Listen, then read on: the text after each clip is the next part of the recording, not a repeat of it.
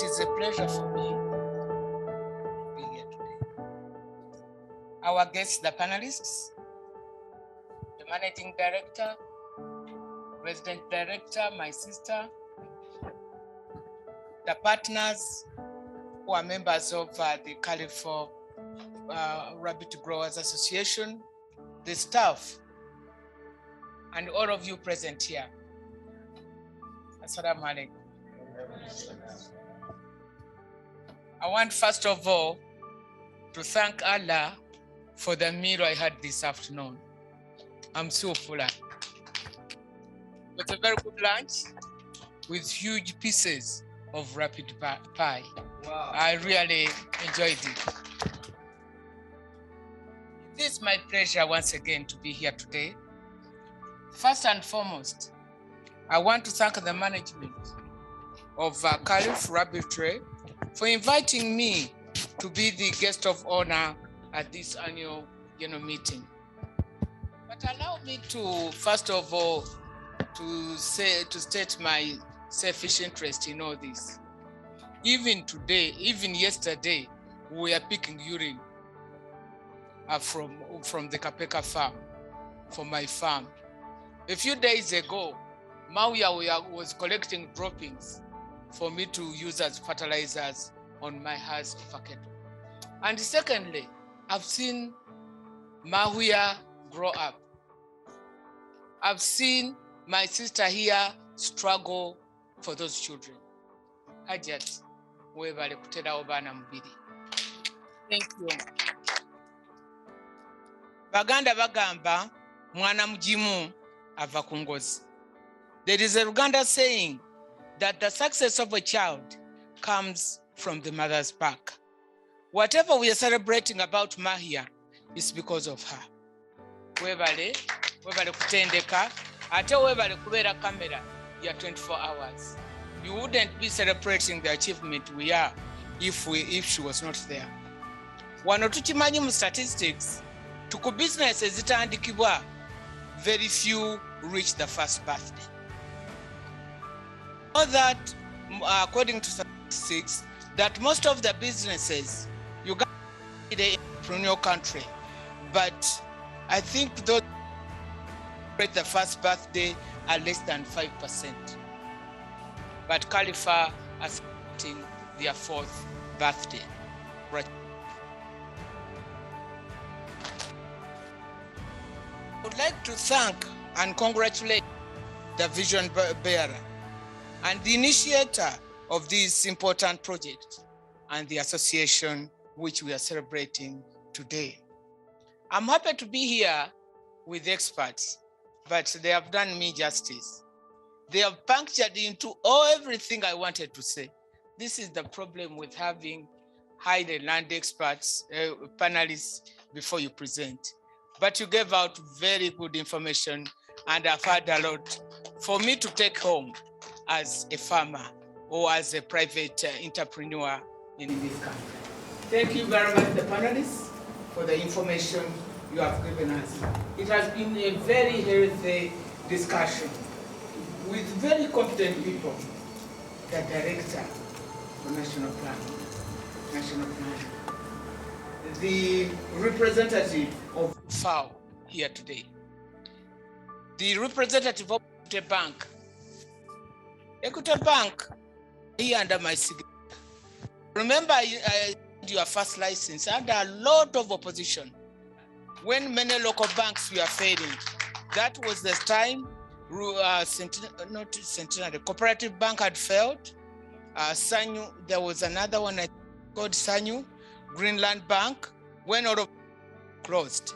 And it was really a struggle for me to convince Bank of Uganda accept the licensing of Equity Bank. But I'm very happy. I remember Naliali, played a very key role. I'm happy that Equity Bank is now paying dividends to the people of Uganda, because it's only Equity Bank and I think Centenary Bank which address the needs of the lowest person. Please continue. National Planning Authority, We are going to be together starting Monday, 8:30. I'm back on the Presidential Advisory Committee on Budget, and I'm on the subcommittee value this project first from. So we are going to have a lot of discussion with HAJJAT man on this matter. The commercialization of rabbit rearing has been initiated at a time when the country is faced with high unemployment, which we all know about. The high crime rate is all about this. Everybody becoming a border rider is because of alternative employment. Some of the people have even got into the temptation to sell off their productive asset, which is land, to buy border, because they see border as a very lucrative employment. But we have one of the highest unemployment in the world. And at the same time, we have the highest youth population, I think, in the world now. So really, any effort to address unemployment in this country is most welcome. It's a time bomb which has started erupting. We are yet to see more if we don't arrest this problem as quickly as possible. And of course, Ugandans, especially the children, are malnourished. They eat matoke, karo, ugali without sufficient protein. So rabbitry at the home would be another way of providing nutrition, of improving nutrition for our families. But it has also come at a time when there is high land pressure, which HAJJAT man referred to, 1.25 acre for a family of 7. And if it's the Haji's family and the Haji, the head of the family, dies, it will be subdivided between the 7 children, and people end up getting decimals. There is high land pressure in this country. That's why you hear about these land wrangles all over. It's because the land has become very scarce. So any projects we are talking about, and it does not require a lot of land, I think it's a move in the right direction. That is why you see our president struggling all the time and preparing, defending the investors who come to invest here in industrialization or agro-processing. It's because there is a problem. We can no longer use land to be our source of income. It's not enough. But at the same time, even the land is not productive enough. Because if you look at an acre of maize, I think an acre of maize gives something between 15 and 20 million. An acre of maize gives between 5 and 7 million shillings for 6 months, a whole acre. But if you look at this rabbitry, for an area of 96 square meters, you have over 18,000 breeder rights. And if you look at the returns out of this in 6 months, they're about 10 times what you get out of maize. So underutilization of the land which is available. Rabbits have got similar benefits or even more from those of other livestock. It has a higher return to investment of 1 to 3. I was given these statistics, but I think this is an understatement. It can't be 1 to 3. The minimum. I see. Okay, even at 1 to 3, I think it's good enough, because my fellow economists know that if you invest capital and it gives you 25% return, it's very good as return on capital. It's giving 300% minimum on return on capital. And so it's a very good venture. The capacity to conceive the same way they give birth and have a high conversion rate of roughages into fiber, which is required for growth. The Baganda have got saying, if a woman is producing a lot, Baganti azalanga kamyu, because got unprecedented high rates of fertility. People say the Ugandan woman has women. These are international statistics. Is one of those who have got the highest fertility rates in the world of 6.5 children per woman. But even then, they don't compete with the rabbits. The rabbits have got their own record. As we have been taught, rabbit meat is white meat with low cholesterol levels. Many of us are at least in bracket. Suffering from chronic diseases, many of them are rising of high cholesterol. So if you can take this rabbit with low cholesterol, I think we can prevent some of these diseases in advance. They have a high potential to increase household income only if they are done on a commercial level and through an organized system. I remember when we were young, we used to have rabbits. Sometimes we would find them eaten by cats. We would do what? There was a high mortality rate because we are not serious about it. They were more or less like pets. So if this rabbitary is to benefit, we need to take it as a business. You know, in the village there, for us who always interact with people who come to ask us for money, you know, politicians are banks for we solve all problems. You ask somebody, you are asking for money. What are you doing? They will tell you, they will tell you that they are now in farming, just passing time. So really, this is not to be a business or an activity for passing time. It must be a serious business. Kapeka Agro and Livestock Farm opened the KALF Laboratory Commercial Culture Wing with the aim of organizing and boosting the industry in Uganda. I think it's the first time we are having this laboratory industry coming out in an organized manner. So once again, the credit goes to the vision bearer. It is envisaged that laboratory industry has potential to be one of the leading contributors to the country's GDP by 2040. I think Asmani, you can confirm this. And it is also in line with the new government policy of agro-industrialization. Because if you sell them livestock, they will not go far. That's what the abattoir, which Mahuya is setting up, that's why it becomes relevant. And that's why we need some kind of arrangement of promoting this abattoir. Because we cannot export them livestock. And even here, people are staying in flats. They will know these days they don't have anywhere to slaughter.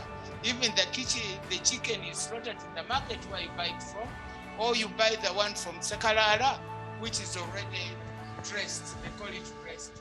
So even this one, to dress it, to export it, to transport it to far distances, you need agro-industrialization, which is in line with government policy. I want to congratulate you on the vision through establishing the Rabbit Rearing and Processing Center of Excellence in Kapeka, which demonstrates modern methods of rapid farming, offers training, veterinary and other extension services, and making rabbit feeds and advising on structure setup, almost the whole value chain. I think this is really very, very important. And I would like to request a private sector foundation really to take this model up and give them all the support you can.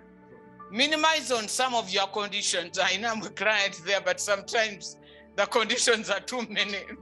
There are too many.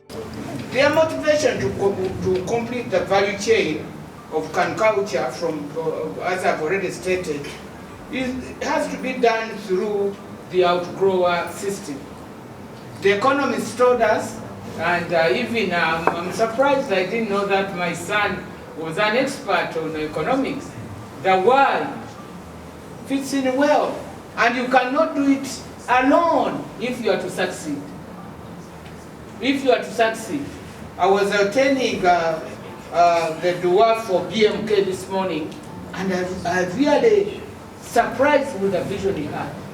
His businesses, whether there is a calamity to any member of his family, the businesses are going to continue because they have been properly corporatized. There is a proper system for running his businesses. So even in this one, we need to have an outgrower system. You can't do it alone. You can't do it alone. First of all, you are going to make a lot of mistakes.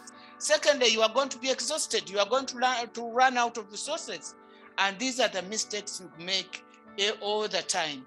And that's why our businesses have a high mortality rate. We try to hold on everything without involving other people.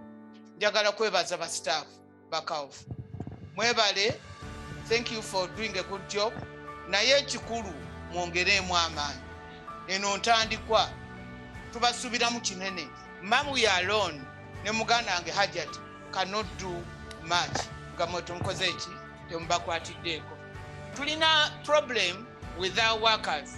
When you put them in a business, they first want to satisfy their selfish interest. And that's how these businesses collapse. At a business bwekwa, ngamwe kono kobadde okweka tekajja kubaawo. Nako kajja kubanga kokoze eki nga kafudde. KALF's efforts on rapid quality control and provision of market at a predetermined or contract price is a solution to many of the uncertainties and abrupt price fluctuations which always frustrate the farmers. I've been growing maize, but you grow maize when you don't know, you think that you are going to sell at 600 shillings and you end up selling 300. You can't pay back the loan. They end up selling all part of the land in order to pay off the loan. So really this certainty you are getting with the farmers.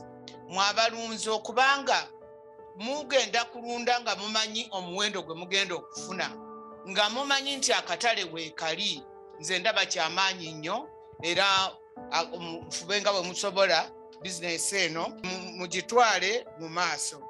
And secondly, the issue of the market. Somebody talked about it. If you are looking for a market, you know that you don't have enough. But if you have enough, then you need more to sustain the market. So really, mnyute mujja butunda mweka. Bameka banagenda wakoja wange okugulayo obumyu nagulayo obumyu 10. You won't have that market alone. Najja weekend on neja. It will not be possible. Whereas if you come together in an association like you are, now I'm disappointed the numbers are very small. The numbers are very small. We need huge numbers. The vision Mawia has of creating over 1 million jobs cannot be achieved with very few members. So really we need to get business growth. Yeah, yes, and I'm happy that the experts are here to advise you. But we need to achieve economies of scale. We need to balkanize so that when we export, we can sustain the market. I remember one time I had gone for Haji and I went to the Jeddah Chamber of Commerce. I was growing some pineapples. And then they were giving us 500 shillings. I said, now that I'm here. And when I checked on the pineapple in the supermarket during Haji, one pineapple was almost costing $10. But here they were giving us 500 shillings. $10 is over 30,000 shillings. I said, let me go to the Chamber of Commerce and get somebody who can take these pineapples. When I went there, they asked me how much you had. I did not have the statistics very well. But even for these rabbits, Mawia is going to have a challenge. And you said that he lied to you. If you don't produce enough for him to supply, to meet the market demands he has, not only for exports, but even locals, with the local market. Yes, we need a sustainable market, and that can only be done through partnering together. I therefore take this opportunity to thank the 13 members of the association who have seen the light. But as I've said, this is a drop in the ocean. He's looking for 200. Can all of you become high prophets for Bumyu? Yes, preach the gospel. Senga buli omu buli company yamwe bale buli omwana onyayo abantu 10 ku kyalo. I don't know, you can easily, because you have traceability and guidance from KALF, you can even supply those people, the new farmers in your area. In fact, this would work very well under his innovation of the parish model. If where all of you, where you're operating, you can convince at least 10 would be somewhere.